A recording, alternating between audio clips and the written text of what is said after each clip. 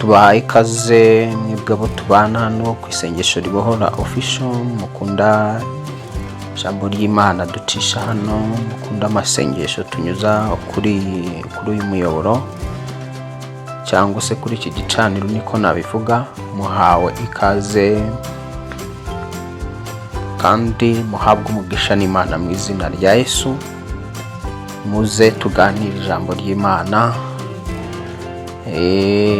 Numara gufashwa usangize inshuti zawe iri jambo cyangwa se iki cyigisho, gisangize bagenzi bawe. Niba kumva kigufashije, ntuze kwihererana, ugira ubumaze kwakira kandi wumva bigufashije, nawe bifashisha abandi. Dukwirakwiza ubutumwa bwiza hirya no hino.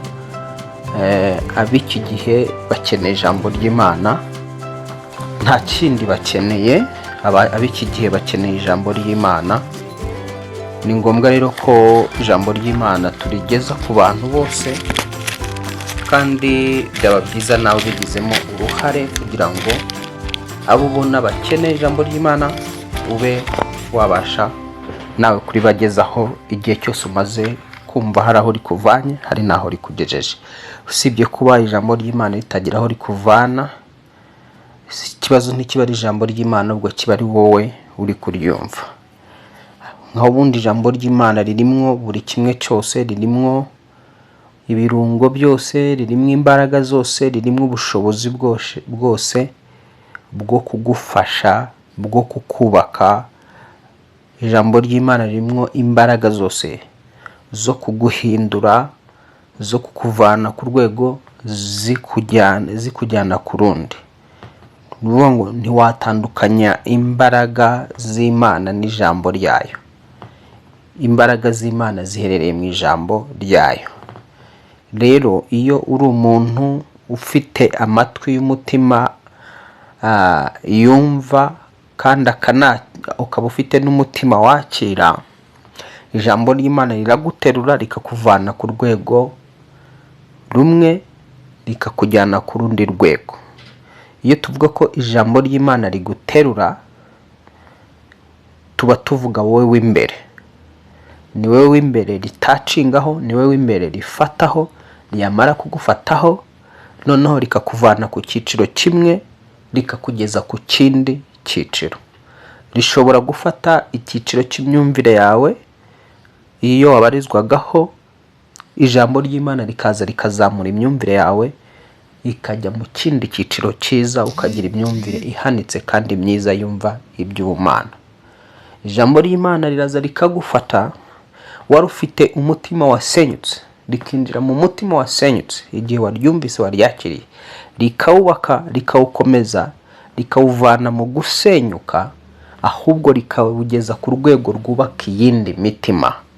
Iyo wakira ijambo ry'Imana, ijambo ry'Imana rishobora gufata umuntu rikamubohora, rikamucaho imigozi mu isi y'umwuka. Iyo tuvuga umuntu, ujye wumva umuntu si umubiri, ni umwuka bugingo uri mu nzu yita umubiri.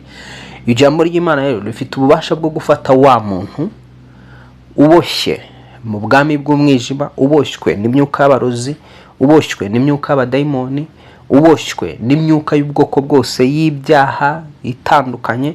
Ijambo ry'Imana rikaza rigakubita ya myuka, ikarekura wa muntu mu mwuka wari uboshye, uwari imbohe akaba umudendezo. Biterwa n'umuntu uri kuryumva. Kuba rero ritagufasha, ikibazo ntago kiba kiri mu ijambo ry'Imana, ahubwo ikibazo kiba kiri muri wa wundi, bitewe n'uburyo aryakiramo n'uburyo aryumvamo. Ibyo nibyo bigena rezilita ku buzima bw'uwo muntu. Kugira ngo ijambo ry'Imana rigire ingaruka, rizane rezilita nziza, rizane impinduka nziza. Ijambo ry'Imana kugira ngo rizane impinduka nziza ku buzima bwawe, biterwa n'uburyo waryumvisemo n'uburyo waryakiriye. Ngiye kugusengera rero muri aka kanya, kuko ijambo ry'uno munsi rije ni ijambo ritumwe kukubohora, ritumwe kukuvana mu bubata, ritumwe rigiye koherezwa kugukura mu migozi yose y'umwanzi. Ijambo ritumwe ry'uno munsi ni ijambo rije kuguhesha umudendezo wifuzaga mu buryo bw'umwuka, ntubukiri imbata y'uwakuboshye mu izina rya Yesu. Ntabwo nge nawe abamwemeye bose tukizera izina rye tugomba kuba imbata y'ikintu icyo ari cyo cyose. Ntitwemerewe kuba imbata y'abarozi cyangwa imbohe z'abarozi. Ntitwemerewe kuba imbata y'ibintu bigaragara cyangwa ibitagaragara. Twebwe twahamagariwe kuba umudendezo mu mpande zombi, mu bice byose by'ubuzima bwacu n'imibereho yacu. Aho twemerewe kuba imbata ni ukuba imbata z'uwaduhamagaye, ni ukuba imbata z'uwaducunguye gusa. Ariko nta kindi icyo ari cyo cyose cyemerewe ko kidushyira mu bubata. Rero ijambo ry'uno munsi rije ni ijambo ritumwe ku buzima bwawe, kugira ngo kwanza rifate imyumvire yawe riyizamure, rifate imitekerereze yawe riyizamure, rifate umutima wawe riwuterure riwuzamure, biterekwe mu mwanya mwiza wo kubohorerwamo, biterekwe mu mwanya mwiza wo kwakira umudendezo cyangwa se freedom cyangwa se uhuru. Neno lililotumwa sasa ni neno ambalo limetumwa ili lilete uhuru kwako, liteketeze na kuangamiza aina yote ya utumwa juu ya maisha yako. Jambo ry'Imana ritumwe uno munsi ni jambo ryoherejwe kugira ngo likubohole, liguhe umudendezo, likuvane mu bubata ubwo ari bwo bwose, liguhe ubwigenge. Rije rishaka kugira ngo liguhe ubwigenge mu mpande zombi. Mbega ntube imbata ikintu cyose cyari cyarakuboshye. Niwizera kiragucika ku buzima bwa mu izina rya Yesu. Reka rero dufate umwanya wo gusenga, kuko twumvite umwuka wera. Yego ngiye umwuka wera kano kanya ndimo, yatangiye no kuvuga, yatangiye no kunkoreramo, ariko ndi kugusengera kugira ngo nawe umwuka wera gutacingeho. Noneho sasa wumve nawe icyo umwuka ari kuvugana n'umutima wawe n'ubugingo bwawe. Mwuka wera afata imyumvire yawe itunganye, wumve icyo ndi mwuka wera ari kuvugana nawe aciye muri nge. Mwuka wera atunganye imitekerereze yawe, wumve icyo Imana ivugana nawe biciye muri nge, kuko hari ahantu Imana ishaka kuvana, hari ahantu Imana ishaka kugeza.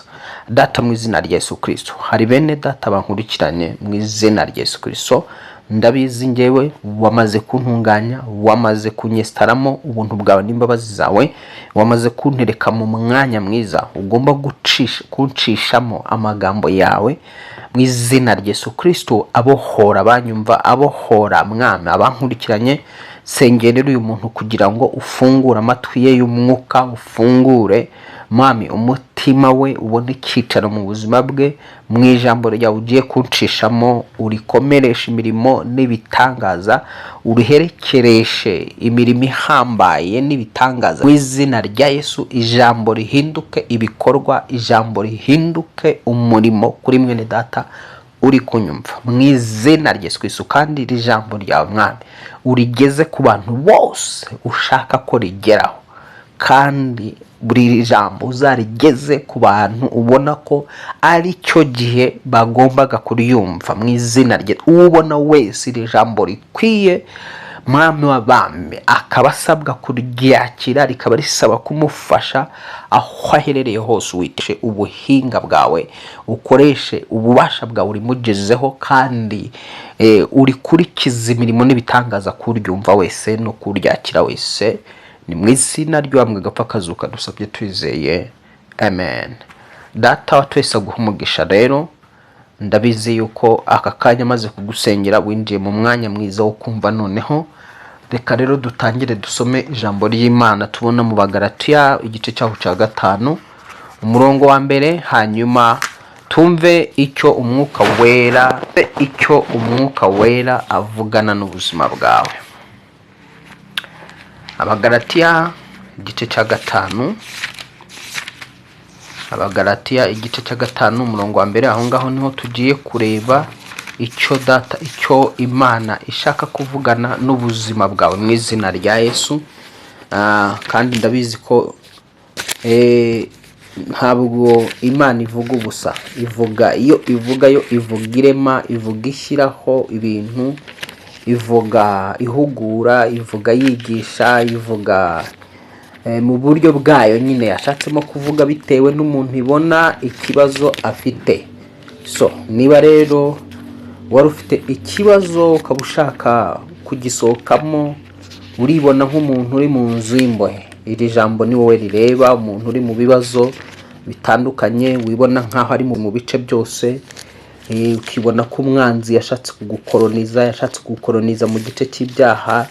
Hari ibyaha byakunaniye kureka, yashatse kugukoroniza mu buryo bw'idini, kuko n'idini ubwaryo rirakoroniza ubwaryo rikabaho umuntu akaba ari munsi y'ubukoroni bw'idini, ari imbata y'idini. Iri jambo ritumwe ku buzima bwawe kugira ngo rikubuvane muri ubwo bubata, riguhe umudendezo mu izina rya Yesu.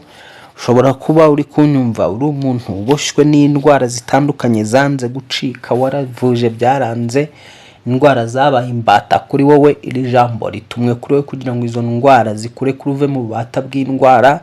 Ushobora kuri wowe uri mu bubata bw'umwuka runaka wakuboshye wanze kukurekura, wenda se ufite abandi barabyara, we byarananiranye gusama cyangwa uranasama zikavamo. Mu isi y'umwuka nuvuga ngo hari umwuka wakugize imbata, wakuboshye, urakuzirika. Iri jambo ritumwe kuri we kugira ngo riguhe umudendezo, nawe usame ubyare mu izina ry'Yesu. Izo mbaraga zikurekure uve mu bubata bw'uwo mwuka wakuboshye. Ushobora kuba unyumva unteze amatwi uri imbata, nyine warabaye imbata y'ubusiribateri, ushaka kubuvamo. Ni ukuvuga ngo hari abantu baba bari mu busiribateri batabishaka, ariko hariho n'abandi babishaka.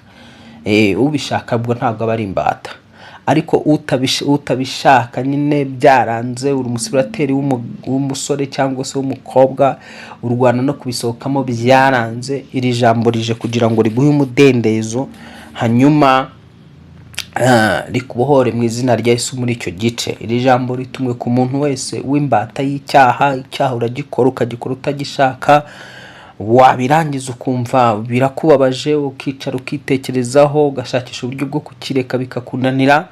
Ubwo uri imbata y'icyo kintu, hari umwuka waje kugira imbata y'icyaha.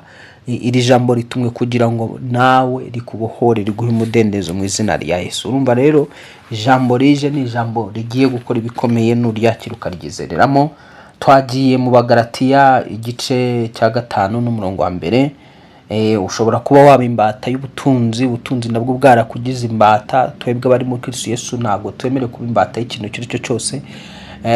Ugomba kubatuka mu izina rya Yesu. Nitwemere kuba imbata y'ubutunzi, ntabwo twemere kuba imbata y'umwuka w'ubukene, ntabwo twemereye kuba imbata y'amafaranga, nta nubwo twemereye kuba imbata nanone yo kubura amafaranga. Twebwe turaba umudendezo muri Kristo Yesu. Yesu yazanye umudendezo cyangwa se freedom ku buzima bw'abamwemera, ku buzima bw'abamwizera. Reka rero dusome ijambo ry'Imana. Abagalatiya 5 igice cya 5 nyine, Abagalatiya igice cya 5. Nidushaka turasoma umurongo umwe gusa, nta kindi urabuhagije. Handitswe ngo ubwo Kristo yatubaturiye kuba bumudendezo, nuko muhagarare mushikamye, mutacyongera kubohwa n'ububata. Urumvira ijambo ukuntu rivuze? Sinzi niba ubyumvise mukundwa, reka nongere nsubiremo. Ngo ubwo Kristo yatubaturiye kuba bumudendezo, nuko muhagarare mushikamye, mutacyongera kubohwa n'ububata. Bishatse kuvuga ngo umuntu ashobora kuba yarahamagariwe kuba uw'umudendezo rwose, kandi kano kanya ufite umudendezo, ariko utashikama ukisanga nanone wongeye kuba imbata. Kristo ntabwo yazanywe no kugira ngo aduheze mu bubata igihe abudusanzemo. Yazanywe no kugira ngo adukure mu bubata. Niba gusanze mu bubata bw'icyaha, yazanywe no kugira ngo agukure muri icyo cyaha cyakubataga, ubu umudendezo muri cyo. Yesu yazanywe no kugira ngo adukure mu bubata bw'ingeso zatunaniye. Yesu yazanywe no kugira ngo adukure mu bubata bw'abadayimoni, bwo kutamenya, bwo kudasobanukirwa. Yazanywe no kugira ngo adukure no mu bubata bw'indwara. z'ubwoko bwose. Niyo mpamvu ubona yaje mu isi yakiza indwara babaga bamwizeye bose, cyangwa se abazaga bafite kwizera bakamuzanira abarwayi bose yabakizaga. Abazaga aho ari bose nta n'umwe yasigaga uko yari ameze. Ntibibaho, nta n'umwe yasigaga uko yari ameze. Bishatse kuvuga iki rero? Ugomba kumenya uburenganzira bwawe wowe wakijijwe. Niba unteze amatwi warakiriye umwami Yesu nk'umukiza n'umucunguzi w'ubugingo bwawe, ni ngombwa ko umenya uburenganzira bwawe, aho butangirira n'aho bugarukira. Hari abantu batazi uburenganzira bwabo mu mwuka. Bagereranya rero nk'umuntu uba utazi uburenganzira bwiwe mu gihugu cyiwe atuyemo. Iyo utazi uburenganzira amategeko y'igihugu utuyemo aguhesha, nubwo hari ibihugu usanga birimo amategeko akarishye akomeye cyane, abuza abantu umudendezo wabo, cyangwa se abuza abantu uburenganzira bwabo, ariko hari n'ibindi bihugu usanga hano mu isi muri rusange bifite amategeko atabangamira umuntu mu burenganzira bwe. Mu mwuka rero nako niko bimeze. Abakiri umwami Yesu Kristo babarizwa mu gihugu cyitwa ijuru, bakabarizwa mu gihugu cyitwa ubwami bw'Imana. Ukijijwe wese akakira umwami n'umukiza n'umucunguzi w'ubugingo bwe yinjira mu gihugu cyitwa ijuru, ariko kiyoborwa mu buryo bwa cyami. Noneho ukisanga uri ahantu twita mu bwami bw'Imana. Muri ubwo bwami bw'Imana rero hari ibyo bukwemerera. Ubwami bw'Imana ubwinjiyemo wese hari icyo bumwemerera, hari icyo bumugomba, nk'uko uzi yuko leta zose hari icyo zigomba abaturage batuye muri iyo leta cyangwa bayobowe n'iyo leta. Hakaba n'ibyo nanone umuturage aba asabwa kuri leta ye, hakaba n'ibyo leta umuturage ibimusaba. No mu bwami bw'Imana iyo wabwinjiyemo nuko bimeze. Hari ibyo ubwami bw'Imana bukugomba, hari n'icyo nawe ubwawe ubwami bw'Imana ubugomba. Mu yandi magambo, hari icyo ubwami bw'Imana bugomba kuguha wowe, bugomba kuguha. Hari inshingano z'ubwami bw'Imana ku buzima bwawe iyo wabwinjiyemo. Izo nshingano z'ubwami bw'Imana ku buzima bwawe, ubwami bw'Imana buba bugomba kuzubahiriza bukazishyira mu bikorwa. Hakaba n'inshingano nawe zikureba ugomba gukora muri ubwo bwami. Uranyumva neza? None rero sasa, kimwe mu by'ubwami bw'Imana bukugomba ni ukukubohora ukaba umudendezo mu mpande zombi. Bugomba kukubohora mu gice cy'imbaraga z'icyaha. Ntihabe hari icyaha kikugiraho imbata, kuko ijambo rivuga yuko icyo umwana w'Imana yerekaniwe ari ukumaraho imirimo ya Satani. Yesu icyatumye yerekanwa byari kugira ngo azamareho imirimo ya Satani. Ubundi Satani niwe ufata abantu akabagira imbata, akabakoresha akabakoresha uburetwa.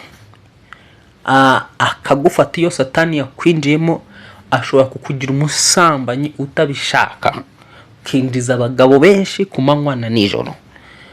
Kubireka, wajya uteganya kubireka bikakunanira, kuko hari umwuka wakugiyemo urakuboha. Satani yakwinjiyemo akugira imbata yo kwikinisha, akakugira imbata y'inzoga, ubusinzi n'ibindi byose. Satani yakwinjiyemo ashobora kugira imbata y'uburwayi kugira ngo bukuveho bikaba ikibazo kwa muganga, bakakuvura bikanga, amafaranga akagushiraho.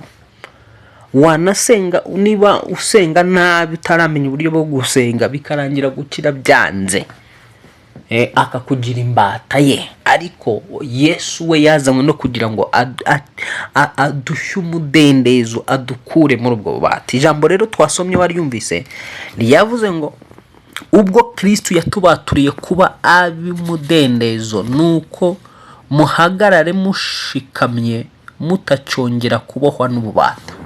Urumva ko utabaye maso nubwo Kristo yaguhamagariye kuba umudendezo. Ibi ni ibintu by'ingenzi ugomba kubanza kumenya. Ukamenya ko Kristo, wowe winjiye muri Yesu Kristo, yaguhamagariye, yakubaturiye kugira ngo ube umuntu w'umudendezo, nta kindi. Ariko nudashikama, nudahagarara ushikamye muri uwo mudendezo wawe ngo ube ubyizeye kandi ubiharanire, ubihagarare mu byizere, wakwisanga wongeye kuba imbata. Bigusaba gushikama, bigusaba guhagarara mu cyo wizeye ukagihagararaho.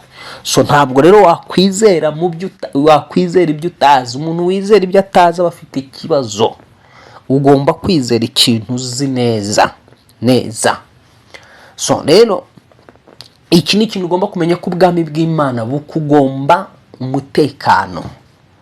Ni uburenganzira bwawe kugira ngo ubwami bw'Imana buguhe umutekano mu buryo bw'umwuka no mu buryo bw'umubiri. Ni uburenganzira bwawe kugira ngo ubwami bw'Imana buguhe amagara meza, bukurinde indwara z'ibyorezo, bukurinde indwara zidakira. Uko ijambo ry'Imana rivuga yuko ngo nitugira umwete wo kumvira Uwiteka no kwitondera amategeko adutegeka, atazaduteza indwara nk'izo yateje Abanyegiputa. Mu yandi magambo rero, utaramenya yuko ubwami bw'Imana bukugomba kukurindira umubiri indwara, kurinda indwara z'ibyorezo, kurinda indwara z'abadayimoni, igihe cyose Satani azaza akugire imbata y'indwara zitandukanye. Ariko numara kubimenya, ukaba untega amatwi kano kanya, hari indwara yakubayeho akome, yakubayeho imbata, yabase umubiri wawe, ukajya mu mwuka, ntabwo icyo gihe umudendezo upfa kuza gutyo gusa. Niwitegereza ukagenzura, ntabwo umudendezo uza gutya gusa, uraharanirwa, urarwanirirwa, uhuru unapiganiwa. Reba mu ibihugu byose byagiye kugira ngo byinshi bibone ubwigenge, byasabye ibyo bihugu byabisabye kujya mu ntambara. Hari abantu barwaniye ubwigenge bw'ibihugu turimo. Nuvuga ngo rero nawe, kuko umuntu uba wakugize imbata cyangwa wakugize imbohe, haba hari inyungu akuvanamo. Ntabwo rero aba ashaka kukurekura. Ibi bihugu byakoronije Afurika ntabwo byifuzaga kuyireka ngo yigenge, kandi byari bifite inyungu mu kuyikoroniza. Hari imitungo byatwaraga, hari amabuye y'agaciro n'ibindi byose batundaga bagatwara mu bihugu by'iwabo. Abarwaniye rero ubwigenge, ibihugu turimo kugira ngo bibone ubwigenge, hari ababirwaniriye. Niba rero nawe umaze kwibona nk'umuntu uri mu bubata kandi warahamagariwe kuba umudendezo, kuko iyo wamaze kumenya yuko Kristo yaguhamagariye kuba umudendezo, wakwigenzura ugasanga hari ububata bukuriho, bigusaba guhaguruka ukarwanirira umudendezo wawe, ukarwanirira freedom yawe.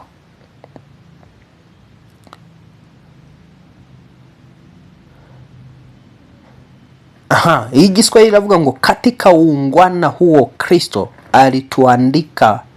alituandika uhuru.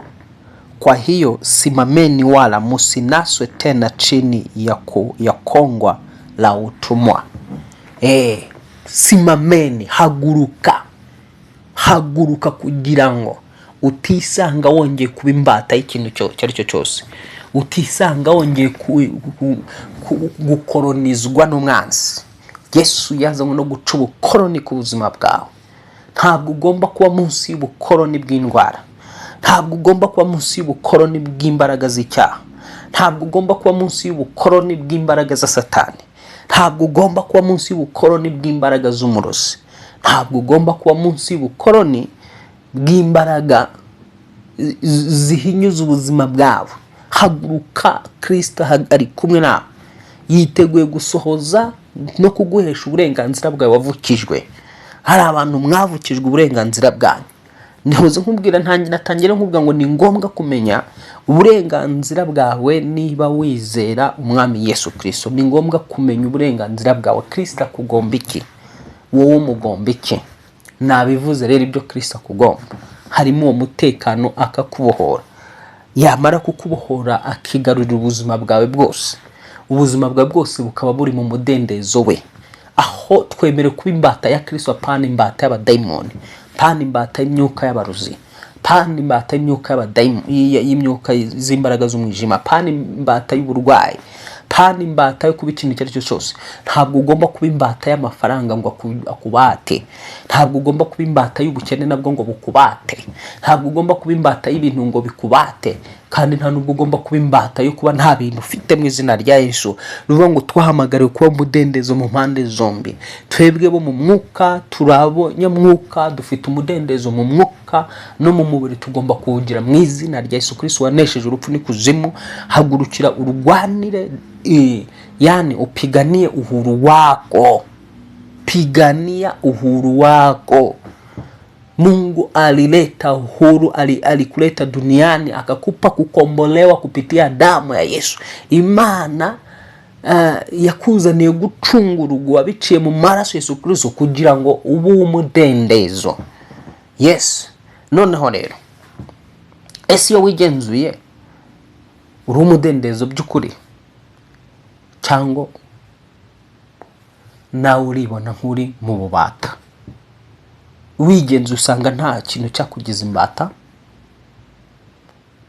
wigenzuye urasanga nta kintu kigufiteho ijambo, urigenzura ugasanga nta murozi wakubase, nta mbaraga z'ubukonikoni zagukoronije, nta mbaraga z'icyaha zagukoronije, nta mbaraga z'umwana w'umuntu zagukoronije.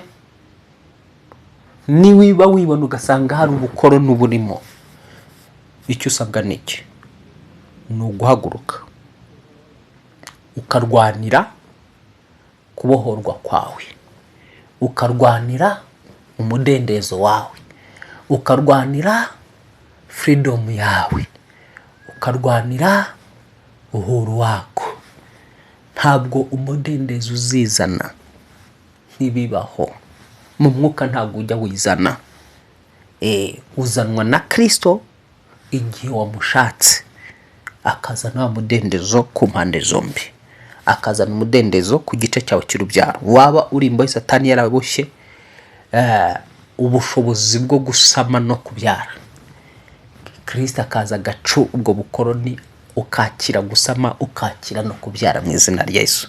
Yaba niba waramenye Kristo ukasanga uri imbata yo gukora ntibigende, Kristo yiteguye guca ubwo bukoroni, icyo cyagukoronizaga, icyo cyatuma gukora ntibigende. Kristo yiteguye kugira ngo azane umudendezo, ace iyo minyururu, ace ibyo bintu, noneho wisange ufite umudendezo mu mikorere, ukora bikagenda. Niba waraboshye n'imbaraga y'icyaha kandi wizera Yesu Kristo, icyo cyaha Kristo yiteguye kugira ngo aze agice cye kugukoroniza, kikuveho, ubohoke kuri izo mbaraga z'icyaha mu izina rya Yesu, umudendezo, ugire freedom muri icyo gice. Niba ari igice cy'ubukungu, Kristo yiteguye kugira ngo aza akubita avanaho imbaraga zose zagukoronije mu gice cy'ubukungu, ube umudendezo mu bukungu bwa mu izina rya Yesu Kristo. Niba ari igice cy'imibereho mibi yindi wisanga umuntu yabuze n'ibyibanze, hari igihe umuntu yisanga munsi y'ubukoroni bumeze butyo, ugasanga na bya bindi byibanze bikenerwa bya buri munsi nta bihari. Satani yarafunze umuntu, umurozi yarafunze umuntu yaramuborotse, yaramushyize muri iyo zone. Yesu yazanywe no kugira ngo azane umudendezo muri icyo gice, aca ubwo bukoroni bumeze butyo bw'imibereho iteye bityo.